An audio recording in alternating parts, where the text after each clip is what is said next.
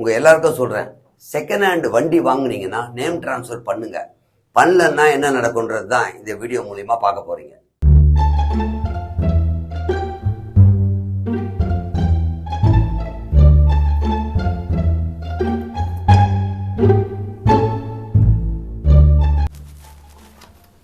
உட்காருங்க. Thank you sir. வர சொன்னீங்களாமே sir, சொல்லுங்கள் சார். உங்ககிட்ட ஒன்று கேட்பேன், தப்பாக நினச்சிக்க மாட்டீங்களே? தப்பாக நினச்சிக்க மாட்டேன் சார். நீங்கள் என்ன தான் ஆஃபீஸராக இருந்தாலும் பணம்னு வரும்போது எல்லாருக்குமே அந்த சிக்கல் வரதான் சார் செய்யும். நீங்கள் எல்லார்கிட்டையும் கேட்க கூச்சப்படுறீங்க. பரவாயில்ல சார், என்கிட்ட கேட்டிருக்கீங்க. 500 1000 வரைக்கும் என்னால் வாங்கி தர முடியும் சார். அதுக்கு மேலே கேட்டிங்கன்னா என்னால் முடியாது. கடமை, உங்ககிட்ட பணம் கேட்கல. நான் இந்த ஸ்டேஷனில் இன்னும் கொஞ்சம் நாள் இருக்கணும்னு நினைக்கிறேன். இருங்க சார். அப்படியே ட்ரான்ஸ்ஃபர் கொடுத்தாலும் நான் மேலிடத்துல பேசி இல்லை சார் தான் வேணும்னு நான் உங்களுக்காக ரெக்கமெண்ட் பண்ணுறேன் சார். நான் சொல்ல வருது உங்களுக்கு புரியுதா இல்லையா? இந்த ஸ்டேஷனுக்கு வரவனா உங்க பேரை கேட்டாலே பயப்படுறான். பேரை கேட்ட உன்ன அதிருது இல்ல? என்ன சினிமா டைலாகா? அப்ப எப்படி சொல்லலாம் சார்?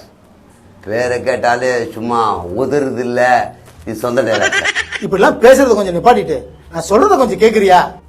அம்மா அப்பா சொன்னாலும் கேட்பேன், ஆண்டவன் சொன்னாலும் கேட்பேன், ஆபீசர் நீங்க சொன்னாலும் கேட்பேன். இப்பதானே சொன்னேன், நான் சொல்றத மட்டும் கேளு.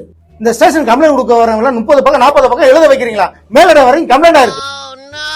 இனிமேல் யார் வந்தாலும் சுருக்கமா எழுத சொல்றேன் சார்.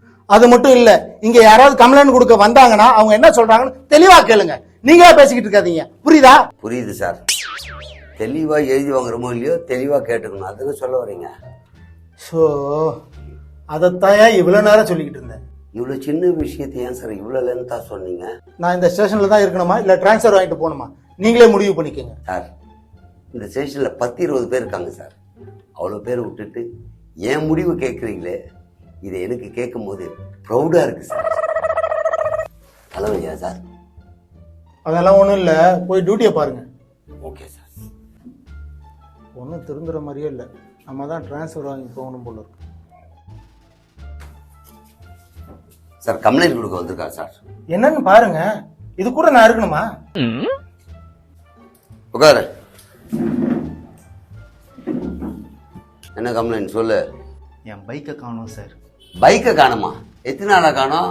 எங்கே காணாம போச்சு சார்? நேற்று நைட்லேருந்து காணோம் சார். நேற்று நைட்லேருந்து காணுமா? ஆமாங்க சார். நான் கம்ப்ளைண்ட் எழுதி தரேன் சார். கம்ப்ளைண்ட் எழுதி தரியா? முதல்ல டீட்டெயிலாக சொல்லு, அப்புறம் எழுதி கொடு. நேற்று நைட்டு நானும் என் ஃப்ரெண்டும் சரக்கு அடிக்க போனோம் சார். அவன் தான் சார் குவார்டர் வாங்கினான். குவார்டர் வாங்கி 90 போட்டோம் சார். பக்கத்துலேயே சிக்கன் பக்கோடா கடைங்க சார். ஒரு 100 கிராம் சிக்கன் பக்கோடா வாங்கி சாப்பிட்டோம் சார். இப்போ நான் என்ன, யார் வந்து கம்ப்ளைண்ட் கொடுத்தாலும் அவங்க என்ன சொல்றாங்க தெளிவா கேளுங்க.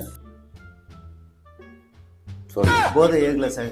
என் காசில் திரும்பி குவார்டர் வாங்கி 90 போட்டோம் சார். சிக்கன் பக்கோடா கடையில் போயிட்டு பக்கோடா சாப்பிடலான்னு போனா சிக்கன் பக்கோடா காலின்னு சொல்லிட்டாங்க சார். நீ என்ன கம்ப்ளைண்ட் கொடுக்க வந்தேன்னு தெரியுமா? நீங்களே பேசிக்கிட்டு இருக்காதீங்க, அவங்க என்ன சொல்றாங்கன்னு தெளிவா கேளுங்க. ஓகே சார், சொல்லு. அதை தானே சார் தெளிவாக சொல்லிட்டு இருக்கேன். தெளிவா சொல்லுங்க. Yes madam. என்ன கேஸ்? வண்டி காணாம போன கேஸ் மேடம். ஓகே. சொல்லு. சிக்கன் பக்கோடா இல்லைன்னு வந்துட்டுமா, நானும் என் ஃப்ரெண்டும் 1 மணி நேரமாக பேசியிருந்தோம் சார். லைட்டாக போதை அப்போ தான் சார் தலைக்கு ஏறிச்சு. அதுக்கப்புறம் என்ன ஆச்சு? அது என்ன சரக்குன்னு தெரியல சார். அடுத்த 5 நிமிஷத்துல சரியான போதை சார். அது என்ன சரக்குன்னு எனக்கு தேவையில்லை, எப்போ தொலைஞ்சதுன்னு தெளிவா சொல்லு. சரக்கு பேர் எனக்கும் தெரியாது சார். ஆனால் 160 ரூபா கொடுத்தோம். டேய், நீ வண்டி காணும்னு சொல்லி வந்த, கண்டுபிடிக்க சொல்லி கேட்ட, இப்ப என்ன சொல்லிட்டு இருக்க உங்களுக்கு புரியுதா? நான் கம்ப்ளைண்ட் எழுதி தரேன்னு சொன்னேன் சார். நீங்க தான் தெளிவா சொல்லுன்னு சொன்னீங்க. நான் தான் சொல்ல சொன்னேன். யார் வந்து கம்ப்ளைண்ட் கொடுத்தாலும் அவங்க என்ன சொல்றாங்க தெளிவா கேளுங்க. கதையை கண்டினியூ பண்ணு. நேத்து நைட்டு 2 பேரும் ஃபுல் போதை சார். ஏய் நிறுத்துறா. என்ன மேடம் நிறுத்திட்டான்ட்டீங்களா? கடமை, என்ன கேஸ் இது? வண்டியை காணுமா, கம்ப்ளைண்ட் கொடுக்க வந்திருக்கான். நேத்து நைட் சரக்கு அடிக்க போயிட்டு வண்டி அங்கேயே விட்டுட்டு வீட்டுக்கு வந்துட்டேன். காலையில போய் பார்த்தா வண்டி இல்ல, இப்ப கம்ப்ளைண்ட் கொடுக்க வந்திருக்கேன். அதானே? Correct madam. மேடம், அவன் வாயாலேயே சொல்ல வேண்டிய மொத்தத்தையும் நீங்க சொன்னா எப்படி மேடம்? அவன் சொன்னா என்ன, நான் சொன்னா என்ன? அதானே இப்ப நடந்திருக்கு. நடந்திருக்கலாம் மேடம், அத அவன் தானே சொல்லணும். கொஞ்சம் வாய மூடுறீங்களா? டேய், ஆர்சி புக், இன்சூரன்ஸ், லைசன்ஸ் 3 போய் ஜெராக்ஸ் எடுத்துட்டு வந்து கம்ப்ளைண்ட் எழுதி கொடுத்துட்டு போ. ஆர்சி புக் என் பேரில் இல்லை மேடம். ஆர்சி புக்கு உன் பேர்ல இல்லையா? வண்டி உன்னது தானே? என் வண்டி தான் மேடம். பணம் கொடுத்து இன்னொருத்தர்கிட்ட இருந்து வாங்கினேன் மேடம். இன்னும் நேம் ட்ரான்ஸ்ஃபர் பண்ணல. புரியலையா மேடம் உங்களுக்கு? படையப்பா படத்துல ரஜினி சார் சொல்லுவாரு, மாப்பிள்ளை இவர் தான், அவர் போட்டுருக்க சட்டை எந்துன்னு வர அந்த மாதிரி மேடம். அப்படின்னா புரியலையா மேடம்? வண்டி இவருது தான், ஆர்சி புக்கு தான் வேற ஒருத்தர் பேர் இருக்குதான். கடமை கொஞ்சம் சும்மா இருங்க. டேய், வண்டி வாங்குறேன்னா நேம் டிரான்ஸ்ஃபர் பண்ணணும்னு உனக்கு தெரியாதா? வண்டி ஓனர் போய் கூட்டு வந்து கம்ப்ளைண்ட் எழுதி கொடுத்துட்டு போ. மேடம் பார்த்து பண்ணுங்க மேடம். எதுவும் பண்ண முடியாது. இதுக்கு தான் சொல்றாங்க செகண்ட் ஹேண்ட்ல வண்டி வாங்கினா நேம் டிரான்ஸ்ஃபர் பண்ணணும்ட்டு. இது மாதிரி ஏதாவது அசம்பாவிதம் நடந்தா கம்ப்ளைண்ட் கொடுக்க முடியும். புரியுதா? கிளம்பு.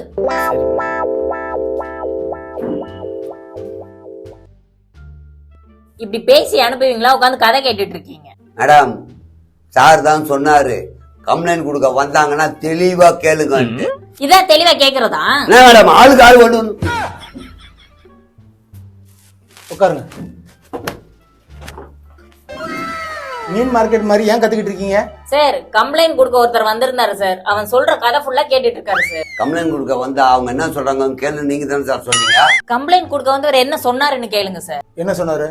வண்டியை காணணும் கம்ப்ளைண்ட் கொடுக்க வந்தார் சார். நீங்க தான் டீட்டெயிலாக கேளு. நீங்க நான் கேட்டேன்.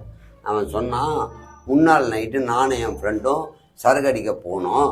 குவார்டர் வாங்கி ஆளுக்கு 90 அடிச்சுட்டு பக்கத்தில் இருக்கிற ஃபாஸ்ட் ஃபுட்டுக்கு போயிட்டு சிக்கன் பக்கோடா 100 கிராம் வாங்கி சாப்பிட்டோம். போதைக்கு ஏறல. அப்புறம் என் காசுல ஒரு குவார்டர் வாங்கி ஆளுக்கு 90 சாப்பிட்டோம். அப்போ ஓரளவுக்கு போதை ஏறிச்சு. அப்படியே அந்த ஃபாஸ்ட் ஃபுட் கடைக்கு போனானா. அங்கே போனால் பக்கோடா இல்லைன்ட்டாங்களாம். அப்புறம் 1 ஹவர் பேசும்போது இருக்குன்னு அப்போதான் போதை லைட்டாக ஏறிச்சுன்னா. ஏறிச்சுன்னு சொல்லும்போது மேடம் தில்லு நிறுத்த, நான் மீதி சொல்லிட்டா அப்படின்னு இவங்க தான் ஆரம்பிச்சாங்க. சொன்னாங்க, நீ குடிச்சிட்டு அங்கேயே வண்டி விட்டு வீட்டில் போய் படுத்துட்டு இருப்ப, காலைல எழுச்சி போய் பார்த்தா வண்டியை காணோம், உடனே கம்ப்ளைண்ட் கொடுக்க வந்தியான்னு கேட்டாங்க சார். அவன் ஆமான்னு சொன்னான் சார். கடமை, அவன் குடிச்சது சிக்கன் பக்கோடா சாப்பிட்டதெல்லாமா நான் கேட்க சொன்னேன்? மேடம் சொன்ன மாதிரி என்ன தேவையோ அதை மட்டும் தானே கேட்க சொன்னேன். நல்லா சொன்னீங்க சார். காலைல போகும்போது நான் சொன்னீங்க எதுவாக இருந்தாலும் டீட்டெயிலாக கேளுனீங்க. இப்போ வந்துட்டு இதை மட்டும் கேளுன்றீங்க. மாற்றி மாற்றி பேசாதீங்க சார். உங்களை திருத்த முடியாது. போய் வேலையை பாருங்க. இந்த ஸ்டேஷனுக்கு நல்ல பேர் கிடைக்குதோ இல்லையோ, கடமையால கெட்ட பேர் தான் கிடைக்கும். செகண்ட் ஹேண்டில் வண்டி வாங்குறவங்க கண்டிப்பாக நேம் ட்ரான்ஸ்ஃபர் பண்ணுங்க. வித்தவங்க அவங்க நேம் டிரான்ஸ்ஃபர் பண்ணிட்டாங்களான்னு செக் பண்ணுங்க.